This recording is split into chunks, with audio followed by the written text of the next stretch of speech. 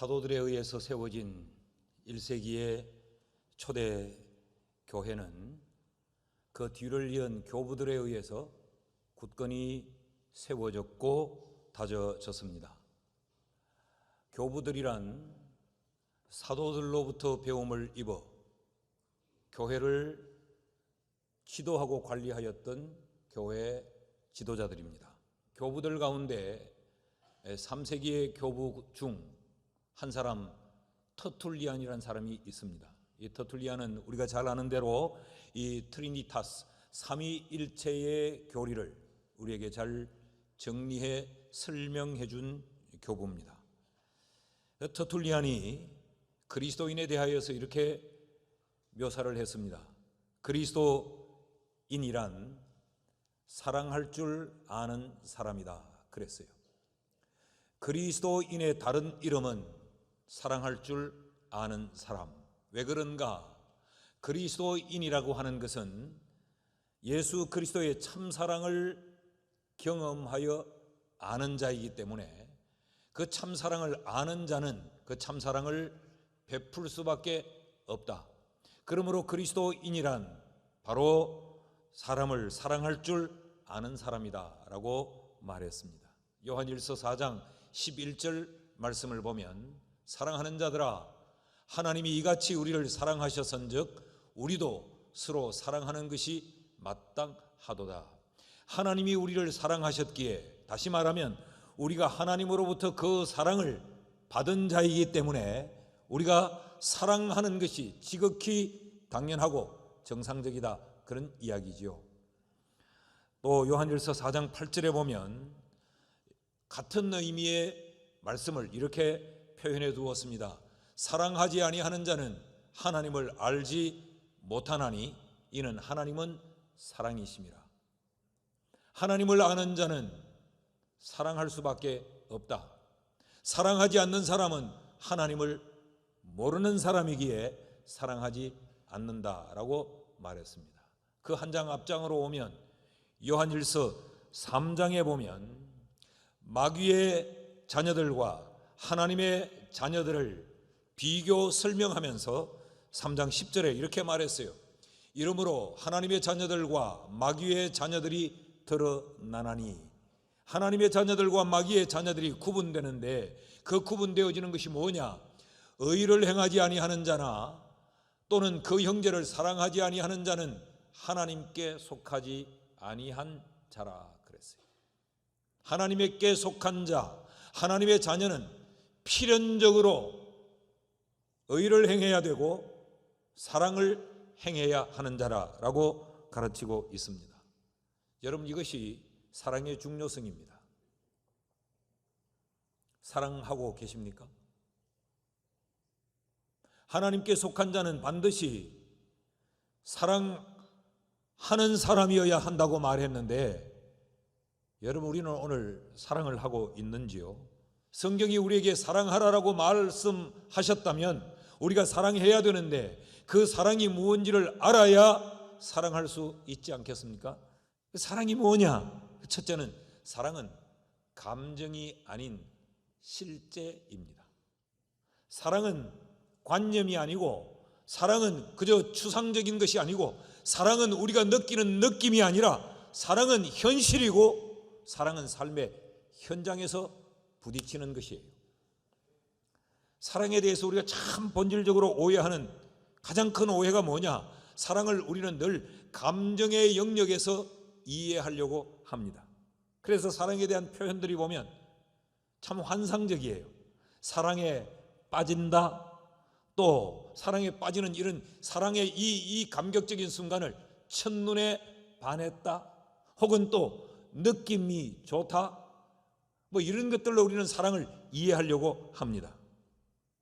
그래서 그 내 가슴에 꽂힌 그 감정과 느낌의 사랑의 화살 때문에 무언가를 선택하고 사랑을 결정했는데 그것이 곧이어 후회를 불러오게 되는 거죠.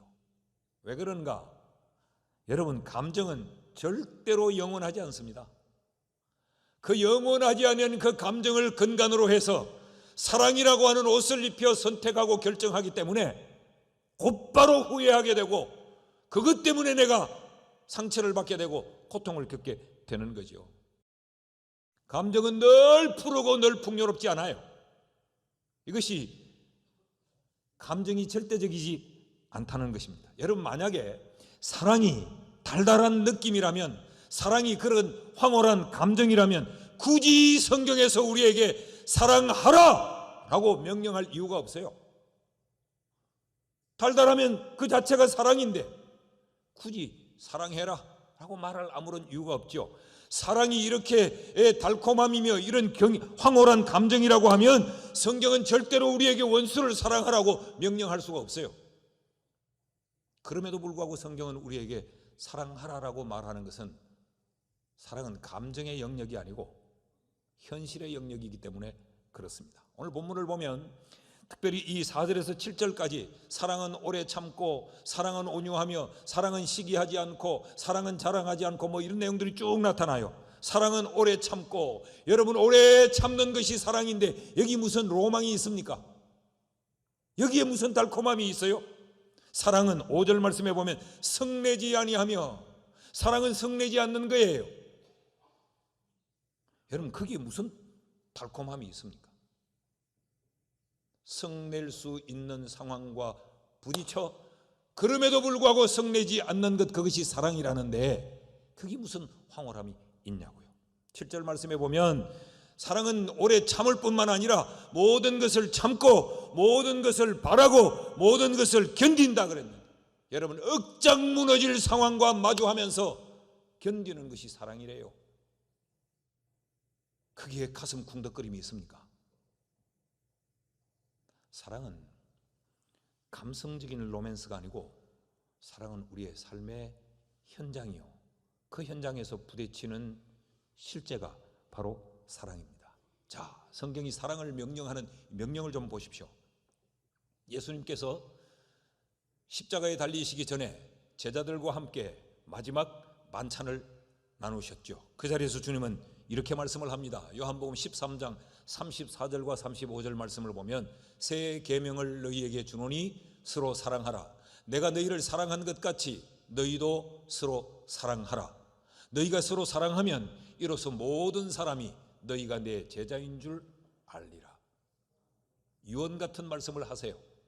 내가 너희를 사랑한 것 같이 너희도 서로 사랑해라. 그런데 이 말씀을 하신 이 시점이 언제인가? 31절 말씀을 보면 그가 나간 후에 예수께서 이르시되, 지금 인자가 영광을 받았고 하나님도 인자로 말미암아 영광을 받으셨도다. 그가 나간 후에 주님이 입을 열어 말씀을 하시면서 십자가의 죽으심을 말씀하시고 제자들에게 사랑해라 라고 말씀을 하셨어요. 그가 누구냐? 예수님을 십자가에 못 박히도록 팔아넘긴 가룟 사람 유다입니다. 우리가 편의상 가룟 유다라고 부르지요. 그러면 가룟인 유다라는 이야기예요. 예수님께서 제자들과 함께 만찬을 나누시면서 이 중에 나를 팔 자가 있다. 그랬더니 모두가 누가 주를 감히 팔겠습니까? 그런 대화가 오가던 중에 유다가 그 자리를 떠난 후 곧 보게 될 그 제자들을 향하여서 사랑해라 라고 말했어요. 사랑할 수 없는 상황인데, 돌로 쳐 죽여야 될 사람을 대할 텐데 사랑해라 라고 말했어요. 여러분, 이것이 사랑이 분위기요, 느낌이요, 감정입니까? 이 말씀을 하신 이후 이어지는 36절에서 38절에 보면 베드로의 예수님에 대한 부인을 말씀하세요. 시몬 베드로가 이르되 주여 어디로 가시나이까? 예수께서 대답하시되 내가 가는 곳에 네가 지금은 따라올 수 없으나 후에는 따라오리라. 주님이 죽으심을 지금 이야기하고 있는 거죠. 그때 베드로가 이르되 주여 내가 지금은 어찌하여 따라갈 수 없나이까? 주를 위하여 내 목숨을 버리겠나이다 라고 말합니다. 이때 베드로의 느낌, 이때 베드로의 기분, 이때 베드로의 기분은 예수를 위하여 목숨까지도 내어놓겠다는 거예요. 그때 주님이 뭐라고 말합니까? 네가 나를 위하여 네 목숨을 버리겠느냐? 내가 진실로 진실로 네게 이르노니 닭 울기 전에 네가 3번 나를 부인하리라. 사람의 감정은 절대적이지 않습니다. 자, 이런 베드로의 배반을 아신 주님이 곧바로 이어질 이 베드로의 예수님 뒤통수를 칠 이 배반의 일을 아셨으면서 그 제자들을 향하여서 서로 사랑해라, 그래야 내 제자다라고 말하고 있는 거죠. 이게 사랑이라는 겁니다. 사랑은 철저한 현실입니다. 둘째로, 사랑은 뭐냐? 사랑은 내가 얻는 것이 아니에요. 그냥 사랑은 내게로 굴러 들어오는 것이 아니고, 사랑은 내가 힘써 노력해 만드는 것이 바로 사랑입니다. 그래서 사랑은 얻음이 아니고 만듦이에요. 만듦. 사랑을 얻는 것으로 그렇게 오해하는 분들이 참 많지요. 그래서 사랑을 생각하면 늘 사랑은 내가 만족한 것으로 생각해요. 내가 만족한 상태에 머무는 것, 그것이 사랑이라고 생각하는데 아닙니다. 사랑은 내가 충족시켜 가야 되는 채움의 행위가 바로 사랑이에요. 부족한 것에 내가 채워가고 부족한 것에 내가 충족시켜 가는 것, 그 노력하는 것이 사랑이지, 사랑은 완벽하게 내게 만족으로 가져다 주는 것이 사랑이 아니라는 거예요. 그래서 성경은 우리에게 사랑을 얻으라 라고 말하지 않고 사랑하라 라고 말하고, 사랑을 느끼라 라고 말하지 않고 사랑해라 라고 말하는 거예요. 사랑을 누려라 라고 말하지 않고 사랑해라, 서로 성경이 그렇게 가르치고 있는 거예요. 오늘 사랑의 특성을 이야기하는 이 4절에서 7절까지에 보면 15가지의 행동들이 기술되어 있어요. 이게 사랑의 성격이는데 7개의 부정동사와 긍정동사와 8개의 부정동사가 등장을 해요. 사랑은 오래 참으며, 사랑은 온유하며, 뒤에 가서 사랑은 모든 것을 바라며, 모든 것을 참으며, 모든 것을 기다리며, 이런 어떤 긍정동사가 쓰여진 반면에 사랑은 시기하지 아니하며, 사랑은 자기 유익을 구하지 아니하며, 사랑은 성내지 아니하며, 사랑은 교만하지 아니하며, 사랑은 자랑하지 아니하며. 그러니까 사랑은 형용사가 아니에요. 사랑은 동사예요. 사랑은 오래 참고, 이 말은 오래 참지 못할 상황에서 참는 것, 그것이 사랑이라는 거예요. 이게 사랑이라는 거예요. 오래 참을 이유가 없는 그런 환경 가운데 내가 놓여져 그저 만족하고 황홀한 것이 아니고, 이런 만족이 아니라 채워서 충족시켜야 되는 것, 그게 바로 사랑이라는 거죠. 사랑은 성내지 않아도 되는 그런 상황에, 성낼 일이 전혀 없는 상황 가운데서 내가 만족하여 머무는 것이 아니고, 사랑은 성낼 수밖에 없는 상황 앞에서 성내지 않는 것, 그것이 사랑이라는 거예요. 전혀 악한 생각을 하지 않아도 될 그런 상황 속에서 내가 만족한 상태에서 사는 것이 아니고, 악한 것을 생각할 수밖에 없는 상황과 조건 속에서 사랑은 악한 것을 생각지 않는 것, 그것이 사랑이라는 것. 그러므로 사랑은 노력해야 하는 것입니다. 사랑이 아름답다고 말하죠. 그 사랑이 아름다운 것은 만들었기 때문에 아름다운 것이지, 그냥 아름다움 자체로 우리에게 주어진 것이 아닙니다. 여러분, 자연이 아름답죠. 인위적인 것보다. 그래서 손대지 않는 것이 아름다워 보이죠. 자연이 그냥 그렇게 아름다운 것이 아니라 하나님이 보이지 않는 손길로 묵은 잎을 떨어뜨리고 새순이 돋아나게 하고, 봄과 여름과 가을과 겨울을 지나가는 동안 하나님의 끊임없이 보살핌과 하나님의 만드심이 있었기에 자연이 아름다운 겁니다. 사랑은 얻음이 아니고 만듦입니다. 이 사랑이라는 단어 자체가 이 의미를 내포하고 있어요. 고린도전서 13장에 여기 사랑이라는 말이 헬라어로는 아가페라는 단어를 쓰고 있어요.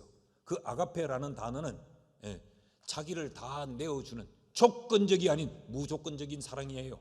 예수님이 우리를 사랑하신 것, 그건 조건적이 아니죠. 주님이 무조건 우리를 사랑하신 거죠. 이것을 영어 성경에서 love라는 단어로 표현을 하고 있어요. 여러분이 아마 가지신 대부분의 영어 성경을 보면 L-O-V-E, love. 이 love라는 이 말은 대상의 구분이 없이 쓰여집니다.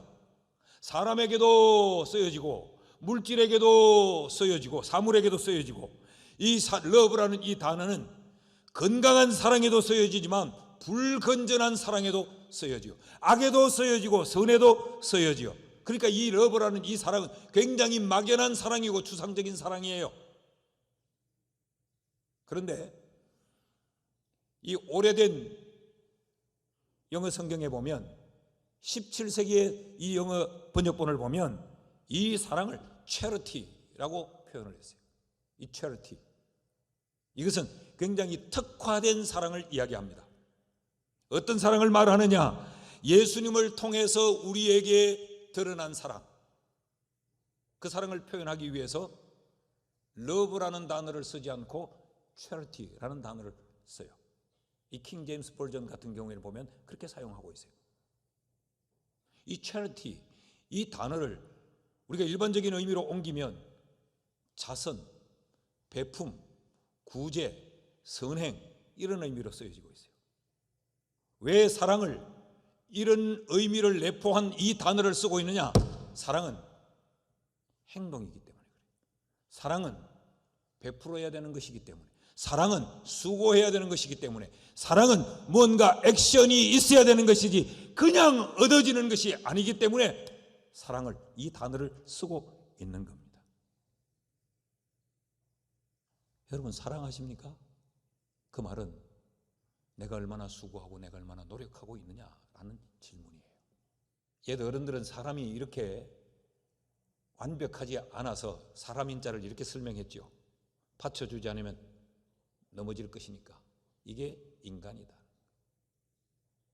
그러니까 인간에게 사랑이 필요한데 그 사랑은 어떤 사랑이냐?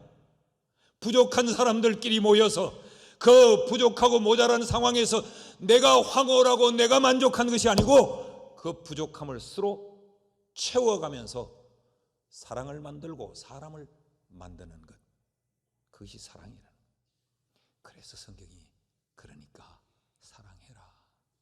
가룟 유다가 어찌 나를 십자가에 못 박도록 나를 팔아먹을 수 있느냐? 죽여야지. 그러니까 사랑해라.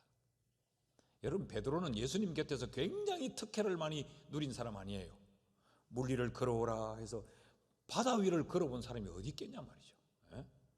높은 산에 데리고 올라가서 예수님이 기도하시는데 형체가 예수님이 변화했어요. 세상에 그 변화된 예수님의 그 광채나는 모습을 본 사람이 누가 있느냐고, 역사에. 예수님 최측근에서 온갖 특혜를 다 누린 그 베드로가 땅바닥에 침을 뱉으면서 예수를 알지도 못한다고 배반할 것, 그런 예수를, 그런 이 베드로를 주님이 통석하여 앉혀놓고 그러니까 사랑해야지 라고 말씀을 하는 거예요. 사랑하는 여러분, 사랑은 노력입니다. 사랑은 만들어가는 것입니다. 여러분의 가정을 사랑의 꽃밭으로 여러분이 만드시기를 바랍니다. 셋째로, 사랑이 뭔가? 사랑. 우리가 또 하나 오해하는 것은 사랑은 내가 희생하는 거라고 자꾸 생각해요. 이쯤 설교를 들으면 이런 마음이 들지요. 나 사랑 안 할란다. 맨날 내가 참고 내가 손해보고 내가 밑에 받쳐주고 그런 사랑 내가 뭐하러 해? 안 할래. 사랑이 희생이라고 생각하는데 성경은 사랑은 희생이 아니라 내가 성숙하는, 내가 성장하는, 내가 변화하는 유익이라고 가르쳐요. 사랑의 이 특성들을 가만히 보면 상대방 때문에 내가 당하는 손해인 것 같죠. 사랑은 오래 참고, 사랑은 온유하고, 내가 다 손해보는 것 같아, 내가 희생하는 것 같아. 그런데 희생이 아닙니다. 이것은 나를 성장시켜서 예수 그리스도를 닮게 만듭니다. 이 사랑이 베드로후서 3장 9절에 보면 성경이 이렇게 말해요. 주의 약속은 어떤 이들이 더디다고 생각하는 것 같이 더딘 것이 아니라 오직 주께서는 너희를 대하여 오래 참으사 아무도 멸망하지 않고 다 회개하기에 이르기를 원하노라. 예수님이 우리를 사랑하실 때 어떻게 했느냐? 오래 참으면서 사랑했다고 말하죠. 그 오래 참음 때문에 오늘 우리가 있다고 말해요. 그러니까 예수를 닮도록 성경은 우리에게 사랑하라고 말하는 겁니다. 네가 오래 참아야 네가 예수를 닮는다. 네가 예수 사람이 된다. 그래야 네가 하나님의 자녀가 되는 것이요, 그래야 네가 예수의 제자가 되는 것이다. 사랑하지 않으면 예수의 제자가 되지 못한다는 의미가 여기에 있습니다. 그러니까 이 사랑의 이 성격들, 사랑의 이 특성들은 나를 예수 닮도록 만들어주는 거예요. 신자다워지도록 만들어주는 거예요. 하나님이 우리를 기뻐하실 수 있도록, 하나님이 기쁨의 대상이 되도록 만들어주는 것이 바로 우리가 사랑하는 것입니다. 이해가 되십니까? 그래서 성경은 우리에게 사랑해라, 사랑할 수 없는 원수도 사랑해라 라고 말하는 거죠. 마태복음 11장 29절에 우리가 잘 아는 말씀이죠. 나는 마음이 온유하고 겸손하니 나의 멍에를 메고 내게 배우라. 그리하면 너희 마음이 쉼을 얻으리라. 예수님이 온유하신 분이에요. 예수님이 교만한 분이 아니고 예수님이 겸손한 분이에요. 사랑은 교만하지 아니하며 예수를 닮는 것입니다. 우리에게 사랑하라 라는 말은 너 예수 닮아라 그런 이야기입니다. 우리에게 사랑하라 라고 하는 말은 너 전혀 예수 닮지 않았기에 사랑하면서 나를 닮아야 돼 라고 하는 하나님의 원하심이에요. 에베소서 4장 15절 같이 읽어봅시다. 시작. 오직 사랑 안에서 참된 것을 하여 범사에 그에게까지 자랄지라. 그는 머리니 곧 그리스도라. 우리가 범사의 모든 일에 있어서 예수를 닮고 예수의 자리에까지 이르기 위해서 필요한 게 뭐냐? 사랑이라는 겁니다. 오직 사랑 안에서 행해야 범사에 예수에게까지, 그에게까지 자라게 된다. 그 사랑은 우리를 성숙시키는 비타민이요, 영양제입니다. 사랑하는 것은 우리가 하나님의 기쁨이 되도록 우리를 세워가는 아주 특별한 수단이 바로 사랑하는 것이란 말이죠. 11절 말씀을 보십시오. 내가 어렸을 때는 말하는 것이 어린아이와 같고 깨닫는 것이 어린아이와 같고 생각하는 것이 어린아이와 같다가, 이 말은 무슨 말인가 하면 지금 사랑에서 말하는 이 사랑의 특성과 정반대되는 거예요. 어릴 때의 특성이 뭐예요? 안 참는 거지. 어릴 땐 뭐예요? 모든 게 지 원하는 대로 다 해야 되는 거지. 지가 최고인 것 같고 부모도 형제도 모두 자기에게 다 맞춰줘야 돼. 이게 어린아이 아닙니까? 그래서 늘 때만 쓰고 그러잖아요. 그런데 장성한 사람이 되어서는 어린아이의 일을 버렸도다. 이 버린 것이 뭐냐? 바로 오래 참고 온유하고 성내지 않고 교만하지 않고 시기 질투하지 않고 이게 다 버린 거예요. 그 말은 사랑이 우리를 장성하게 만든다는 것이죠. 사랑이 장성하게 만든다. 말씀을 맺습니다. 여러분, 교회를 사랑합시다. 교회가 완전하지 못하다고 해서, 교회가 내게 만족을 주지 못한다고 원망하고 낙심할 것이 아니고 만족할 수 있도록 우리가 이 교회를 채워가고 만들어 갑시다. 상대에게 원망과 불평을 늘어놓으며 사랑을 요구하지 말고 내가 만들어 갑시다. 내가 받쳐줍시다. 그 부족한 것을 채워갑시다. 사랑을 통하여서 우리 스스로를 세워가는 이런 은혜가 있기를 주의 이름으로 축복합니다.